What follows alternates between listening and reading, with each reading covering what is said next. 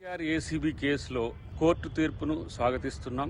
అవినీతి జరిగిన దగ్గర అసలు విచారణే వద్దని చెప్పి కేటీఆర్ కోర్టుకు పోవడం అనేది అప్రజాస్వామికమని కోర్టు చెప్పడం దీనికి ఒక ఉదాహరణ. అన్నిటికంటే ముఖ్యంగా ఏంటంటే దొంగతనం చేసిన తర్వాత ఆ దొంగతనాన్ని దొంగతనం కాదు అని నిరూపించడానికి శతవిధాల ప్రయత్నం చేస్తున్న పరిస్థితి మనం గమనిస్తున్నాం. ఈరోజు మానవ హక్కుల కోసం పోరాటాలు చేసేటోళ్లకు కోర్టులు బాసటగా ఉంటాయి తప్పితే దొంగల హక్కుల కోసం పోరాటము, దోపిడీదారుల హక్కుల కోసం పోరాటం చేసేటోళ్ళకు కోర్టులు, చట్టాలు సపోర్ట్ చెయ్యవనే విషయం కేటీఆర్ తెలుసుకుంటే మంచిది. ఇదేదో ఆ అవినీతి చేయకంటే ముందు, ఆ అక్రమం చేయకంటే ముందు ఉండాల్సిందనేది నా వ్యక్తిగత అభిప్రాయం, పార్టీ అభిప్రాయం కూడా.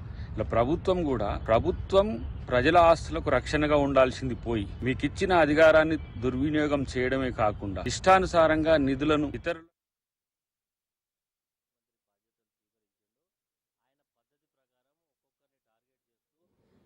మాజీ శాసనసభ్యులను కానీ మాజీ మంత్రులను కానీ ఆయన ఫస్ట్ టెలిఫోన్ ట్రాపింగ్ అని మొదలుపెట్టి అక్కడి నుంచి మొదలుపెట్టినటువంటి విచారణలు ఈరోజు చివరికి మరి ఆయన పరిపాలన చేయకుండా ప్రతి విషయంలో కమిషన్లు వేసి కేసులు పెట్టి భయభ్రాంతులను గురి చేసి డైవర్షన్ పాలిటిక్స్ చేసి రాజకీయంగా ముందుకు పోవాలని చూస్తూ ఉన్నాడు. అందులో భాగంగానే ఈరోజు కేటీఆర్ గారి మీద పెట్టినటువంటి కేసు మరి ఈరోజు మరి కేసు స్క్వాష్ పిటిషన్ను డిస్మిస్ చేసింది. కానీ అల్టిమేట్గా జడ్జిమెంట్ కాదు, ఇంకా వాదాపనలు జరుగుతాయి.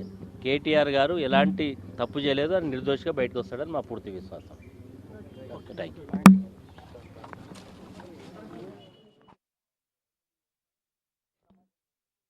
పిటిషన్ లోపభూయిష్టంగా ఉంది.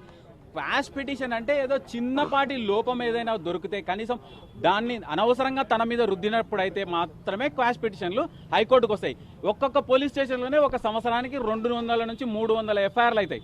అంటే అన్ని పోలీస్ స్టేషన్లు అన్ని కేసులు రావు కదా. ఇక్కడ దాఖలయ్యేది ఒక 1000-2000 క్రిమినల్ పిటిషన్ల కంటే కూడా ఎక్కువ. పూర్తి స్థాయిలో ఒక క్యాబినెట్ మినిస్టర్గా, ఒక పార్టీ ప్రెసిడెంట్గా after accepting 47 crores as electoral bonds, అవి election commission of India disclosed the same news in the form of affidavit before the honourable supreme court.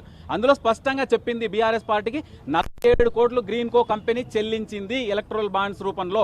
ఆ ఎలక్ట్రల్ బాండ్స్ మరి ఎఫ్ఈఓ గ్రీన్ కోకి ఏం సంబంధం అంటే